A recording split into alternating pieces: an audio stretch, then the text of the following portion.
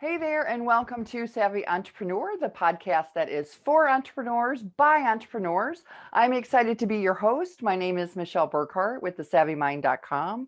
And what we really do is we work with coaches, consultants, and service entrepreneurs to help them leverage the service they provide and their positioning so they can attract high premium clients and make more money. I'm excited today to be here with Jennifer Tamborski, and her company is Virtual Marketing Expert. And it's kind of funny because she's kind of calling herself a matchmaker. So I'm excited to welcome Jennifer to the show and learn more about that. Thanks so much for having me, Michelle. I love doing these and really getting out into the public and letting them know more about marketing, which is why I'm called the marketing matchmaker. Well, and I was kind of wondering about that. I'm like, okay, that sounds kind of fun. It sounds kind of racy. Not So that is kind of racy, but well, kind of fun. racy to the goal line, right? There you go. Is that what we're talking about? It's to the Yes, goal line. absolutely. So talk about that though. When you say matchmaker, are you matching clients to services or what are you doing? Tell everybody a little bit about what you do. I mean, both of those things are definitely part of it. So the way I look at marketing is all about building relationships, right? Mhm. I think good marketing is about building that connection with your audience and with your ideal client. And I like to kind of correlate it to dating, right? Right. Everybody knows the steps you go through in dating. You meet someone, so introduction, then you start chatting, the flirting phase, you move into actually dating, and hopefully it ends up in a commitment in whatever form of a commitment that looks like for you in your life. And then the last step is, keeping the romance alive, always keeping your relationship Absolutely. healthy. When you look at business and marketing, it's the same process, really. And so I ended up developing the system called Dating Your Ideal Client, which takes you through those 5 steps to build out a marketing plan that's authentic to you. So not only do I match you to your ideal client, but I match you to a marketing process and a marketing activities that make you comfortable and make your business successful because you're being authentic to who you are. That seems to be and I hate to say because it sounds like we didn't do it before, but I mean, you are really hearing a lot about that because you work with coaches, consultants, and online Entrepreneurs. entrepreneurs. Right. Okay. And so I am hearing, so I would say probably in the last year or two, really hearing about be authentic, be authentic, be authentic. And, it's interesting because how do you balance that with be authentic, but yet people don't need to know all your dirty laundry? How do you balance that? Because you create the messaging, correct? Right. And there's a difference between being authentic and oversharing. Right? There is a significant difference. You can share your story in a way that's authentic without going into the depths of the misery that you were in or the high points that make you look fake because you made $1 million in 24 hours kind of Right. process, right? There's a I would love to have that problem. right, right. I know. But the reality is most people that say that actually didn't. And a lot of the marketing, especially in the last, well, social media period, right? As social media grew, that marketing message became less about being authentic to who you are and what your story is and what your journey was and more about see my plane that I just took a picture in front of Right. and put it on the internet kind of thing. And there's this term that's risen in the last couple of months called bro marketing, which is really that almost used cars salesperson type of marketing that's very push out all of the things that I did and I'm special and you should follow me because of these things and less about really developing a relationship with your clients and with your audience. Well, I can definitely understand that because I am a coach. I mean, I do a lot of mindset work along with all the strategic stuff. So I am a coach. And if you're a coach and you type that word anywhere in the computer, you are flooded with all that stuff. And oh my God, some of the stuff that I see come across my desk is so much that bro marketing. And it's kind of, it just gets to the point where it's annoying, honestly. Yeah. It Yeah, really and is. that's the thing. There's so much of that out there, and so many people are on social media so often that it almost becomes noise, right? It It's like does. that background white noise that nobody hears. And what I have learned with my clients is that when you step into who you really are and you understand who your clients really are, like what it is they need, and you can offer them that message, they're able to connect with you and hear your message Right. instead of tuning it out. Right. I know, I totally agree. Totally agree. And if you're just joining us today, you are listening to The Savvy Entrepreneur, the podcast that's for entrepreneurs by entrepreneurs. I'm Michelle Burkhart with thesavvymind.com, and we're here with Jennifer Tamborski with Virtual Marketing Experts, correct? Correct. Okay. So, one of the things I wanted to talk with you about, because just for transparency purposes, Jennifer and I have known each other for a couple of years now. We're not really friends, but we have known each other. And so we were chatting offline a little bit. And your company has grown a lot since the last time Tremendously. I have Yeah. talked with you. So what I wanted you to share with our listeners and viewers is kind of like that.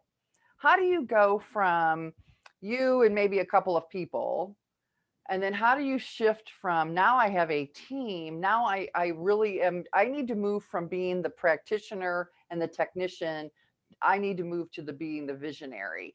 Can you Yeah. speak a little bit about that journey so that Yeah. you I can kind of think share that? I think, as we were talking about earlier, it is a journey, right? It's a process. And I think it's definitely a shift in your mindset. I know one of the first times I heard the separation between with an entrepreneur journey, right? Goes from technician to manager to Mhm. CEO. I had listened to E Myth Revisited. And Right, that I really, love I that was like, book. oh, Hmm. that makes total sense. And so I started looking at my business and going, okay, at that point, I was more the manager than the technician, but I still hadn't stepped into the CEO. And I kept slipping back into Right. technician because it's an easy pattern to slip into that, when things get kind of crazy, it's really easy just to go, okay, I'm just going to do this job and think, and not think about all of Right. the other things going on. So, I would say one of the biggest things is to have a really good team behind you that's willing to step up and say, "Hey, hey, hey, hey, this is not your job anymore. This is my job now." Well, that's good though. I mean, And and you know what? That is a testimony to you, because frankly, how many people hire yes people? yeah, Whatever you say is fine. Whatever you say is fine.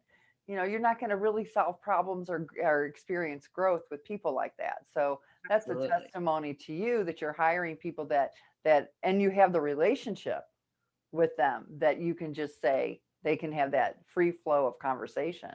Yeah.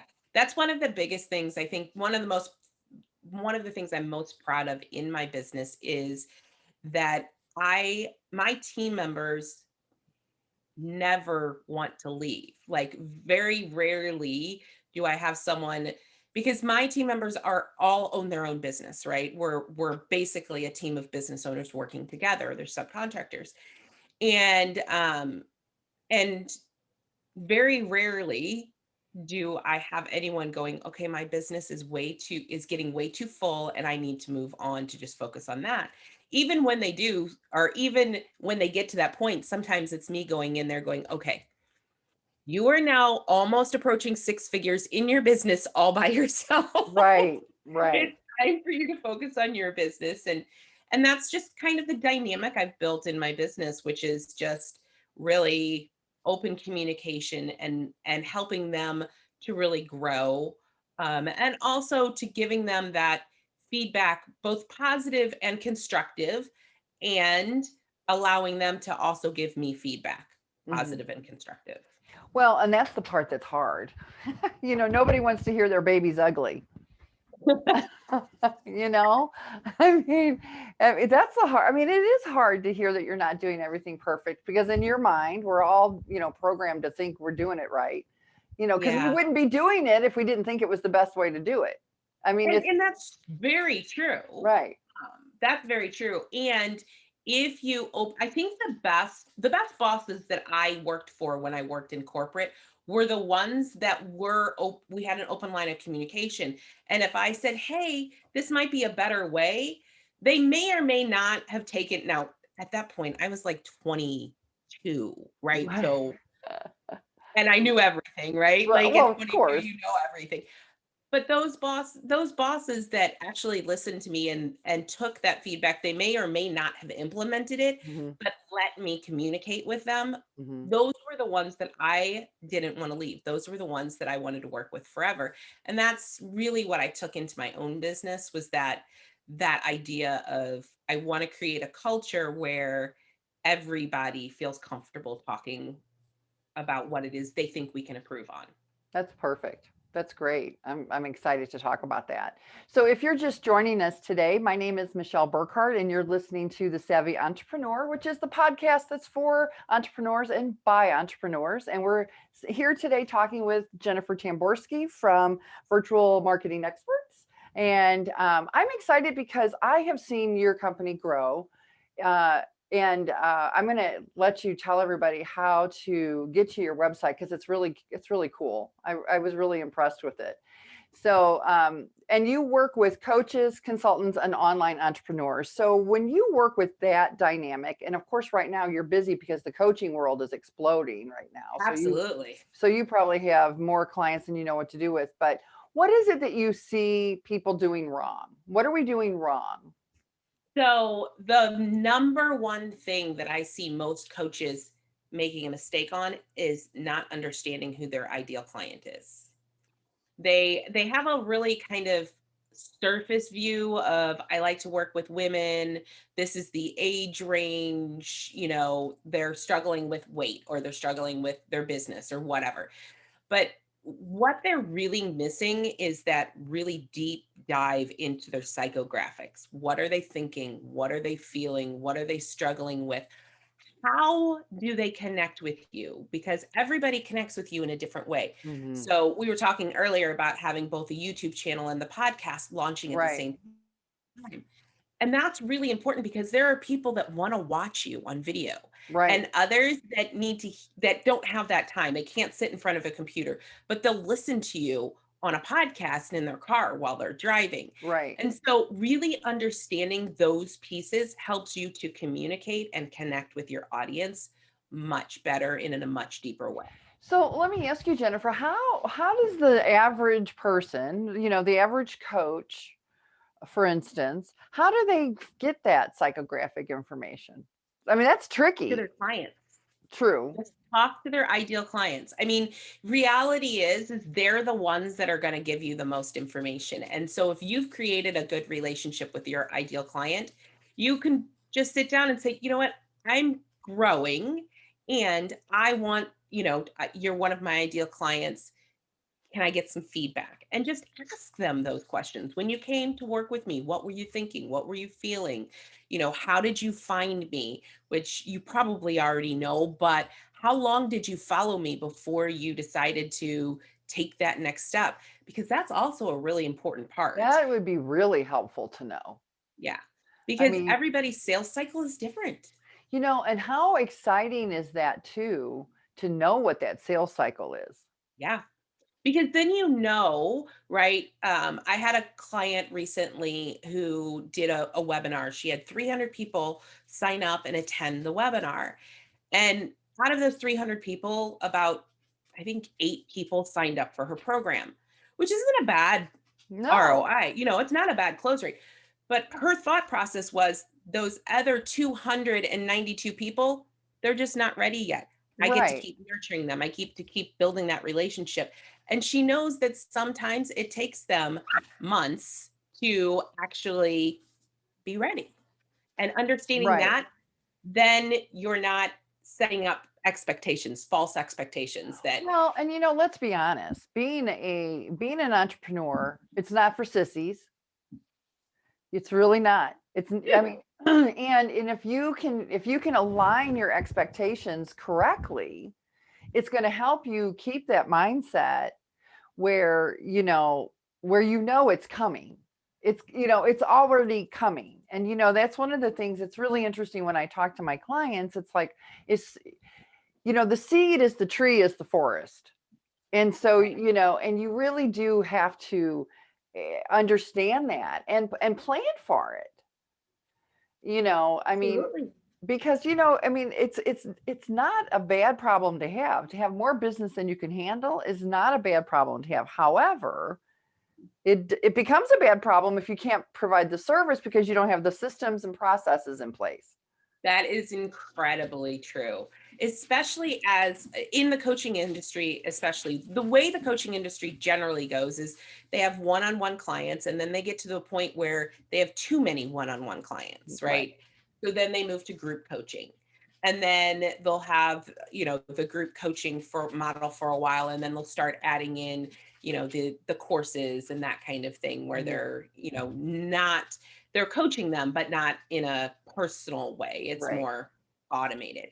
Um, and understanding where your clients are in their customer journey with you, right? Which takes you from introduction to the flirting stage, through dating Mhm. to the commitment stage, right? Commitment is Mhm. where they give you money. And then Right. keeping romance alive is what makes those raving fans, the ones who send you traffic and send you people, refer people all the time. So understanding where they're at in that process helps you to be able to communicate with them more effectively and sometimes speed that process up because sometimes there's things that they need to hear before they're ready for the next step. Sure. And if you know what those are by talking to your previous clients, you'll be able to provide that information and speed up that process. Sure, sure. And if you're just joining us today, you're listening to The Savvy Entrepreneur, the podcast that's for entrepreneurs by entrepreneurs. And I'm your host, Michelle Burkhart with thesavvymind.com. And we're here with Jennifer Tamborski with virtuallymarketingexpert.com. I'm going to give you a little plug there. And one of the things I wanted to talk about is really kind of what you do. And I love dating. I love that concept of dating your clients. Love that because I think that is so effective and people can really relate to that when they understand what you're doing with them and for them. I think they can really understand that. But talk to us about your steps with them. I mean, kind of like, how does that process start? Right. So when I work with a client, it depends on what stage of their business they're in, right? Because generally, I'm working with people who are either just about to six figures, are at mid six figures and looking to hit seven, or at seven figures and looking to build an empire, right? Like those Gotcha. are the stages. And what I know is usually when they're about at six figures, they may not have a sales funnel yet, or it may not be effective, one Mm-hmm. or the other. They probably haven't run ads to drive traffic to anything, or they haven't been effective with it. And that's where, in that spot, we work on their message and their ideal client and really getting that down so Mm-hmm. that we can take them to past six figures. When they're in that six figure range, generally they have some kind of funnel and they may or may not have run ads, but they understand their client. They know what their client needs, what their message is, all of Right. that kind of stuff. And that's when we really make sure their systems are set up so that we can drive traffic and really scale their business to that Mm-hmm. next level. That seven-figure mark, they have all of those pieces in place. What they get to look at now is how do I make my business more profitable and continue to grow? And that's where I come in as more of a fractional chief marketing officer. Mm-hmm. And we look at their whole overall marketing and really step into that kind of thing. So, depending on where they come into us, is how we help them. But our goal is always to help them grow their business to that next level. That's great. And so do you work with them retainer based, project based, however, how they come in or what? Yeah, it depends on where they come in. So if they're coming in for a sales funnel, it's project based, right? We build out the sales funnel, we do all of the content, we do all of that kind of stuff. Sometimes we can build their lead magnet depending on what it is. Obviously, if it's a webinar or some kind of training, that's theirs to do. Right. We build all the rest of the stuff. And then we drive traffic to that sales funnel and really start focusing on that one sales funnel and making it work and making it effective. And then as they go, right, when we start driving traffic and stuff, it turns into more of a retainer rate. It's a monthly Right. rate that we charge clients, as well as for the CMO kind of aspect. Well, I mean, and I can see that because you touch base with them on a pretty regular basis at that point, Yes, you know. absolutely. And then Absolutely. I We would, talk how many job offers have you had? to them. Please come and work with me. Job offers, and my clients often they ascend, right? They start at that below the six-figure range. We're building them the sales funnel. They stay with me in the six, as we grow. Once they're starting to get to that $500,000 to $1 million, we start shifting my job role and they ascend in my business to where it's more one-on-one, Right. me working with them kind of thing. That's exciting. I'm Yeah. really happy for you. I mean, just to see your growth is really exciting. So we're getting ready that we need to wrap up. So give me kind of like if you had to tell an entrepreneur one thing, like what is the thing that you feel like is really important that people need to know as they start growing their business? Okay, so I have two tips for that. Number one, start marketing before you think you need to market. Because Ah, the I love reality that. is your marketing is how your clients are going to find you. And it doesn't necessarily need to be Facebook ads or anything like that. Marketing includes networking and all of that kind of stuff. But start your marketing and really diving into who your ideal client is. And the second thing that I like to counsel people on is have a coach or a mentor or somebody that can look at your business from an Absolutely. outside perspective and help you make those shifts.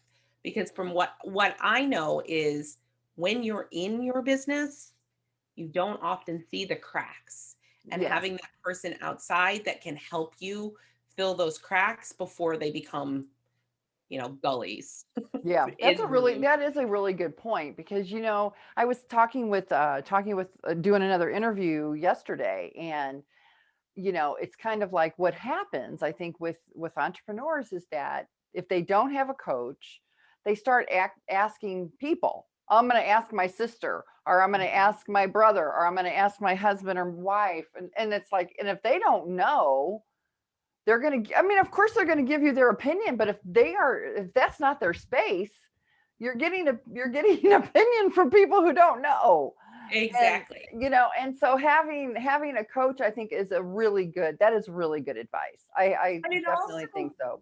it also cuts out that yes man, right? Because if you have someone on your team, like you said, that is everything you do is great, that's what that coach is really there for. Because your mom is most likely going to tell you that everything you do is great, no matter what you do. This is true.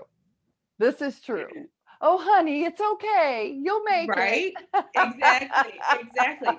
So having that coach that can look at you and go, yeah, that's really not a good idea, Yeah, that is is an excellent asset. that is an excellent asset. Well, Jennifer, thank you so much. Oh, before we go, tell everybody where to find you. Yeah. So I have a podcast. It's called Marketing Matchmaker.